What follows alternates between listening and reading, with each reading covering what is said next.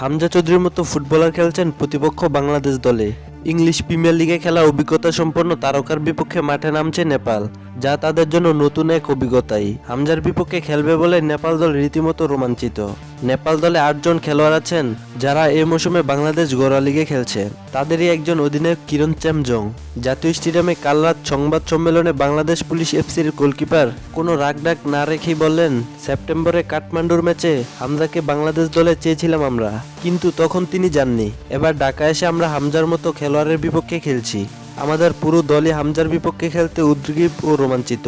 জাতীয় স্টেডিয়ামে আজ রাত ৮টায় শুরু বাংলাদেশ নেপাল ফিফা প্রীতি ম্যাচ। বাংলাদেশ দল চেনা প্রতিপক্ষ নেপালকে সর্বশেষ হারিয়েছে ৫ বছর আগে ২০২০ সালে ঠিক আজকের দিনে ১৩ নভেম্বর। সেপ্টেম্বরে কাঠমান্ডুতে দুই দল সর্বশেষ ম্যাচ ড্র হয়েছে।